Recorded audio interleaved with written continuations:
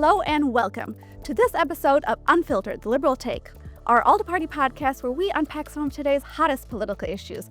I'm Anna, your host for this very special edition of the podcast filmed live at the ALDE Party Council here in Helsinki, Finland, where the question of the day is all about security and defense. Because in a world that feels increasingly dangerous, what's next for European security and defense? I'm joined by none other than Marie-Agnes Strack-Zimmermann, an absolute authority on this topic.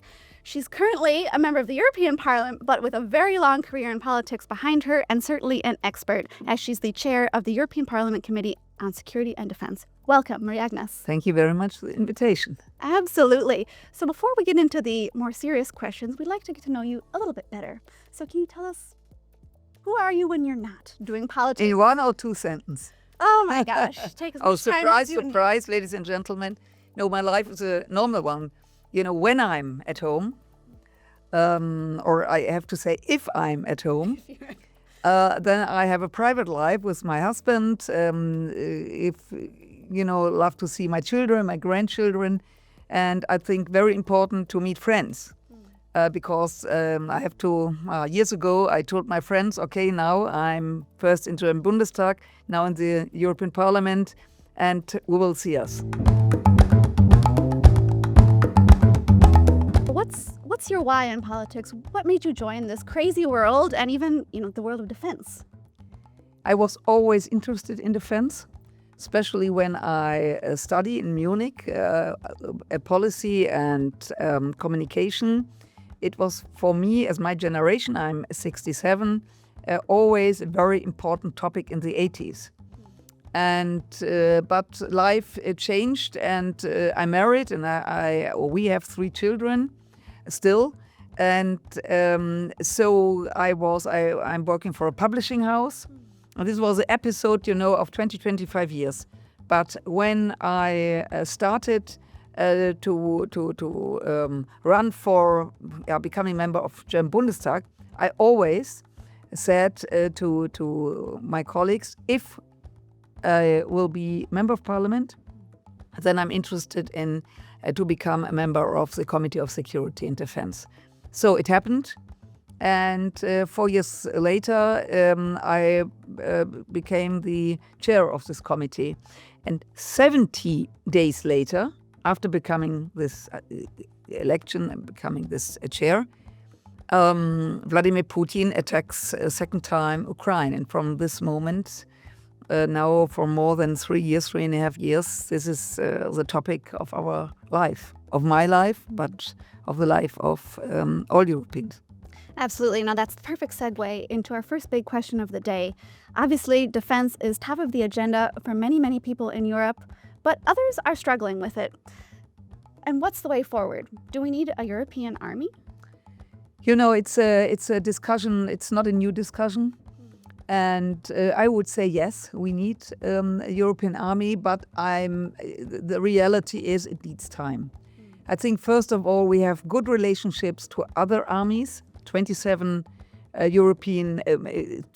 members of European Parliament, 27 armies, 27 governments who are responsible for the army. So you could see it's really a lot, and we grown up not in the European idea. We have an internal market in Europe for everything, but not a military question. So every nation is responsible for their own army, and this is now a problem to bring them all together. And we try to do it, but you are young, so maybe when I'm down under, then we will arrive. I think it's very important, but it's not so easy, because you need one leadership. You have to clear the situation. Who is responsible for the soldiers? Because now, for example, in Germany, German Bundestag is responsible for the army.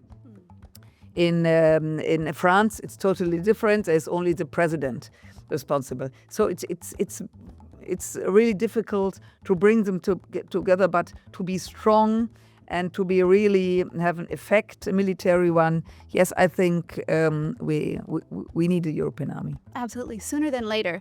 So you mentioned that there's a lot of different, ways that the military is set up in different EU member states. What's the ideal scenario for the way a European army could look like in practice for you?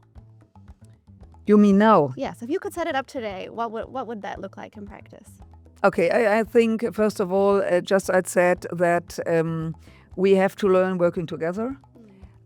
We have, and this is really important, to procure together, because 27 armies, the last 30 years, every army, every country bought what they need. Right.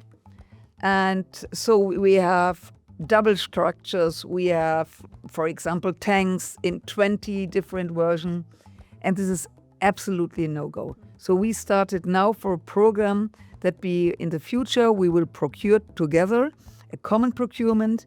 It's not easy because it's a question of money, it's a question of industry, but we have to start to think really European way, and I'm optimistic because if you are together and you buy all this military equipment together, then for every budget, it would be in the future, it would be cheaper. I mean, it's objective average for every country. Right, I see. So speaking of the defense industry, a lot of people are saying, and the European Union is saying, that we need to develop a common defense industry in Europe faster. How do we do that without getting muddled down in bureaucracy, which unfortunately has tended to be the case? Yes, first of all, we have huge military industry in Europe. That's the reality. A few countries, for example, France, Italy, Spain, Germany, just four of them, who are really powerful player. But it's true. You are talking about bureaucracy, and the huge problem is, for example, the military mobility. For example, Lithuania needs special weapons. And the weapons come from Germany or France. And then you have to deliver. And then you cross several borders. And you have every border, you have to say, hello, I need a permission, especially for ammunition and explosive things. And this, I mean, it's a question of time, it's a question of, and we have no time. So now we try, and we are on the way to create one internal market even for military equipment. And it's very, very important. So you are faster. I could sell as a Spanish company to Germany or to Poland without to prove the military equipment again. You know, you have to prove it in the country, and then you deliver it to another country, and they to check it again. And all these things, you have to stop it immediately. So it's we will do it. Europe is ready, but at the end there are 27 governments, and they have to say, "Well, let's go." Absolutely, we must work together. As you just said in our debate here at the ALDE Council, it's absolutely essential. Moving on a little bit to defense spending, I want to touch on how governments can react and explain to voters why we must increase defense spending in these times, when our data shows that a lot of voters are mostly concerned with the cost of living crisis. Yeah, that's true, but I'm always very interested in these polls. And I just read for Germany, 20% of the Germans says, of course, we need money and we need more to protect the country or the continent. It has something to do with your geographical situation. Right. Of course. We are in Finland, and the Finnish border to Russia is 1,500 kilometers. I mean, it's huge. So, and if you live close to the Russian border, then you have definitely a different view than you live, for example, in Spain or in Portugal. But for the Spanish people and the Portuguese people or for the Italian people, they have not a Russian border, but they have the challenges what happens in the Mediterranean Sea. You know, it's not only the Russians, they are the biggest threat, but you have also problems what could happen in the northern part of Africa. So every country has challenges, and the thing is that NATO is responsible for protection Europe, United States, Canada, and Turkey. And they have a plan, it's a secret plan, that every country knows what the country needs. And they have to tell NATO, okay, we need, for example, 300 tanks, here they are. So, every country really knows what is important, and you have to explain people. And I tell you the truth. 2 years ago or 3 years ago, before Putin attacks again Ukraine, I couldn't imagine that teachers called me, students, and say, could you come to us into school to explain the young pupils what happens? We have groups of students, but also school classes coming to the European Parliament, is interested in talking to me. So, you have to explain them. Of course, not that they are anxious, that they have a terrible night afterwards, but you have to explain the situation very clear. And the experience that it was afterwards very quiet. You could feel yes. And it's interesting because if there are more migrants in a class than people growing up, for example, in the heart of Europe, they are immediately alert because all of them, maybe the parents or grandparents, but anyway, they came from countries and they know what it means to grow up in war. And they are alert and very open. And we have to do it. And I think, in Germany, our defense minister, he's the most popular politician now for 2.5 years. Even every day, he tells the people, we need more weapon, we need more money for weapon, we need more soldiers. I mean, it's not a sexy issue, but he's always very clear, and people, I would say, loves it. It's maybe too much, but they feel better than if you are a little bit and here a little bit. No, you have to be very clear, and then people say wow, and other people say terrible guy. So, you can't please everyone, but it's good to know that there are some developments that you're out on the ground doing the work and changing hearts and minds. You mentioned NATO a little bit earlier. I want to touch on the very big NATO summit that took place this week, where quick and dirty, not quick, quick and good. Yes, with some interesting news coming out of there, but of course the most important one is the 5% defense spending target that was agreed, with a few exceptions, of course. I think it's safe to say that you're a fan of that. What's your take on the outcome? I'm really astonished about it. 5%, it's a lot of money. It is a lot of money. But there is a big but, because 20 years ago, Bill Clinton, Barack Obama, Trump in the first term, Biden also, but not so noisy, they always told us, Europe, you have to do your job. Because NATO, now 32 countries, because Finland and Sweden are members, but before 30 countries, and the bill, the bill, the United States pays the bill. That's the reality. And so they always explained, you are responsible for Europe, you are responsible for the northern part of Africa, you are responsible for the Middle East, and we in the United States, we feel responsible for the Indo-Pacific. And you could see, I traveled to the Indo-Pacific, I visited the US fleet. If you visited them, then you realized it's huge, it's immense. And because for the United States, the biggest threat is China. So we heard it always, and after 2014, first attack to the Ukraine, nothing happens. We have the discussion in Wales that every country has to deliver 2% from the GDP. Yes, but nobody did it. Some of them, but not the big one. And even you could see now, Italy, for example, only 1 point something. So this is a huge jump now. And I think that the General Secretary, Mark Rutte, it's very clever because, first of all, he said 3.5%. This is 3.5% is the price US paid for their military, but for decades. Okay. Yeah.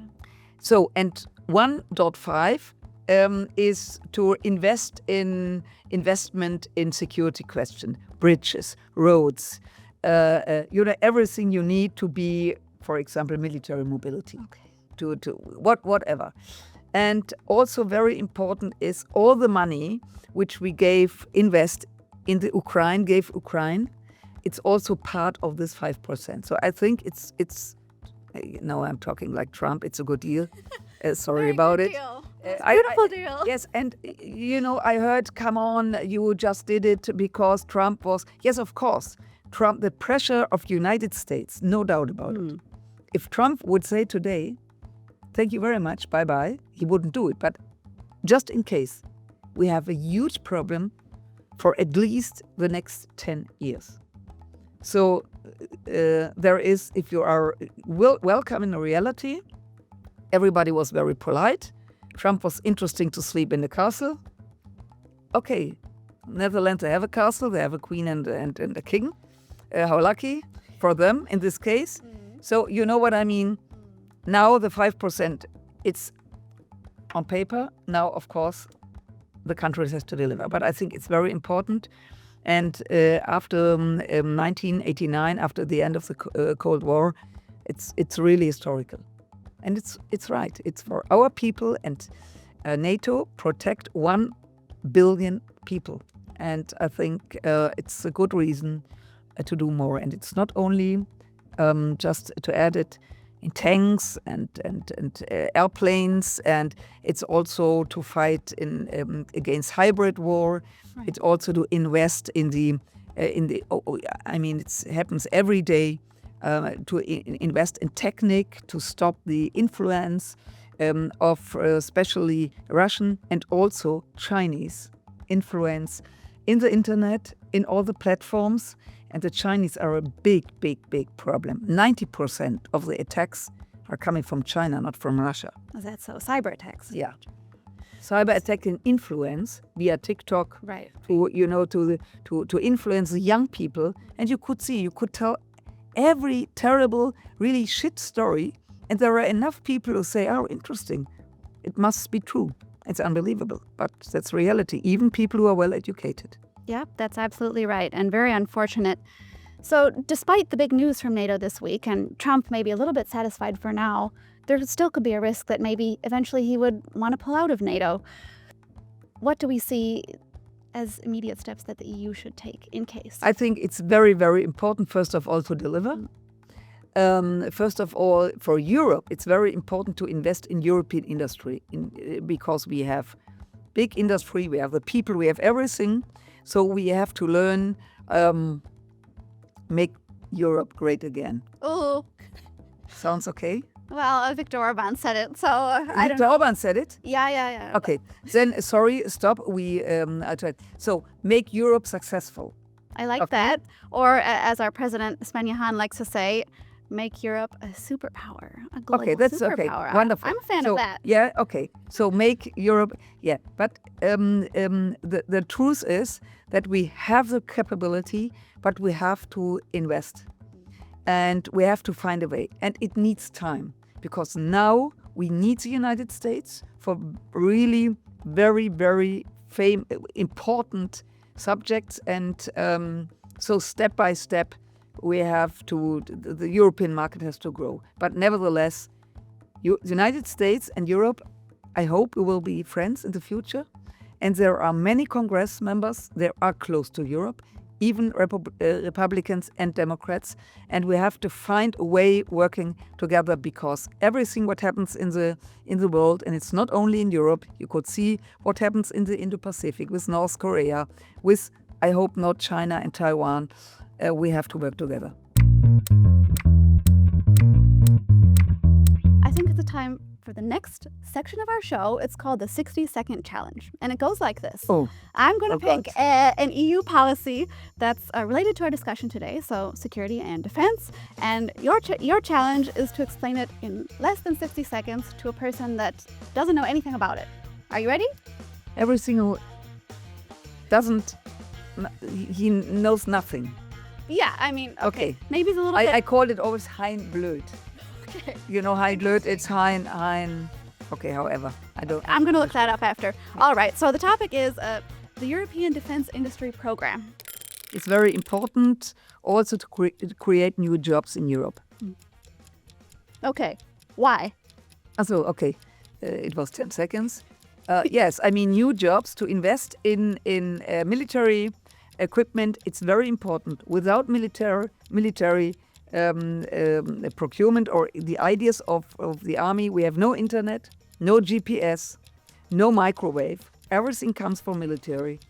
So I think it's to invest in military questions is also to invest for security in civil questions. All right. Well, you've convinced me. How did she do? Let us know in the comments. All right. So, last but not least, on to one final segment. Hero or zero. And it goes like this. I'm going to show you photos of two people who have, let's say, been in the news this week. They might be politicians, they might be public figures. Okay. And you have to choose which one's the hero and which one's So I have one hero and I have one zero? Yep. Okay. So, and in which country? You have to say why. I love to travel, you know. I have to say why. Okay. Well, it might be a little bit low-hanging fruit because these people have really been in the headlines this week. But I'll show you the photos and you decide. You show me both? Yes, I'll show you both. Good. Then so I have the decision after. Exactly. Yeah, you won't be blindsided. All right. So here we are. Now Donald Duck and. Which Donald Duck? All right. Mickey Mouse. So the first one is, of course, Mark Rutte, a man who's very much been in the headlines this week, not only for hosting a very successful NATO summit, but for some interesting text message exchanges with the President of the United States, I believe even calling him Daddy. All right, so for Mr. Rutte. And then the second one is, of course, the Vice President of the United States, J.D. Vance, who really made the headlines this week. This is really very easy. It's a very easy one, but here's why I chose him. It's because, as you may know, it's very popular right now to spread satirical photos of J.D. Vance on the internet. Memes, yes. I saw it. Someone got kicked without out. hair, and someone was kicked out because it was a little bit. Yes, that's right. Yes. And someone got deported from the United States. So. Tell us why. For me, it's he's a hero. Okay. Yes, for some people it's a little bit strange because he was so nice and polite to Trump. But what should he do? Yeah. Should he say to Trump, Mr. President, you are crazy? No, definitely not. The question is what happens afterwards and the 5% and all these things we are talking about. No, he's a hero. I mean, you have to do it. It's really a crazy job with 32 countries and Trump. And he is zero, but he is a very, very powerful zero. And we have to be very careful because he is not European, he's not looking for a European partnership. And I met him the first time, or I saw him the first time at the Munich Security Conference when he talked to us. And first of all, I thought when I heard him, I thought I have problems to understand him. So I said to the interpreter, could you repeat? Because I thought it couldn't be.